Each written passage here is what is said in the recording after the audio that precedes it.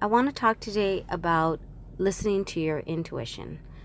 And I feel that this is definitely a pocha proverb somewhere in business where I think a lot of people can relate to when they didn't listen to their intuition and how different their business experience could have went.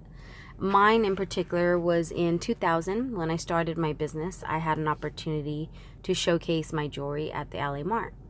I set up in a showroom, which was free because my girlfriend was working there.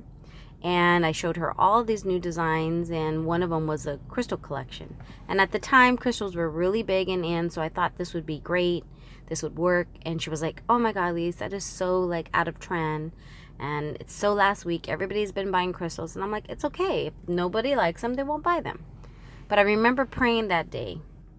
And I walked into the alley mart with the prayer of, "Lord, is this what you want me to continue to do?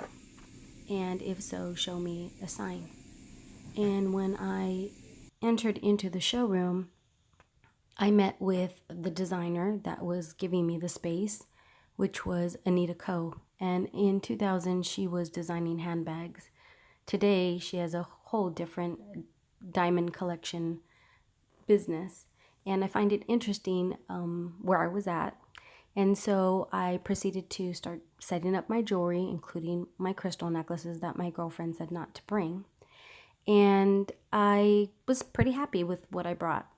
I decided to take a break, walked away, went to the restroom, came back. And when I came back, a buyer was on the table. I didn't know she was a buyer at the time with all my crystal necklaces, and I thought maybe something happened. I thought they fell because I'm still with my mindset, not listening to my intuition that she probably was interested and was like that there was a problem. And I said, "Is everything okay?" And she said, "Yeah, everything's fine." She's like, "I'm really interested in your collection and I love all these colors and I'd like to write an order." So I was like, "Great, this is my first order." It was actually the first order that happened of the day or of the show. So everybody was pretty excited because I didn't know what buyer she was. Turned out she was a buyer from Contemporary Casuals, which was pretty big in the 90s, but present day for Art and B, which is one of their new companies. And she was like, "I love every color. I'd love to take 500 of each, the blue, pink, purple, just all the 12 different variations." And in my mind, I couldn't register that she was asking for 500 pieces each.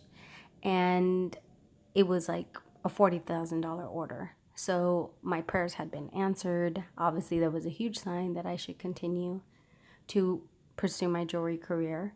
And so I did. Unfortunately, again, I didn't listen to my intuition when handling the order. And she wanted it at my cost, which I thought was, how am I going to make this order work? But we did. We met, we changed the style, the pricing. And when it came time to ship, there was just nobody available. The buyer was not around, she was out of town, and it just turned out that my intuition of just sending them a photo of the completed design was probably what I should have done instead of sending them the actual finished sample product. And what I learned from that was a huge, huge lesson of always listening to your intuition and knowing what you think will probably be best, even though someone is telling you to do something else. Because at the end of the day, that's your signal, that's the red flag of what you should be doing for your business at that time. And sometimes it's kind of scary because you're not sure, you're wanting the deal to go through, you're wanting everything to work out. I really wanted, obviously I was super excited. It was my first time showing ever. And to land, a $40,000 account, no one else had written an order that big during the show, which I took that as a huge sign that there was something special about my craft, about what I was making, how I was doing it. And I needed to notice that I needed to listen to what I felt was best for me and for my business.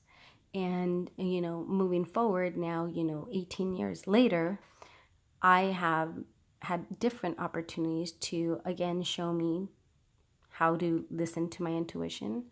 What I feel is probably the best thing is listening to your intuition, being consistent, and staying true to you.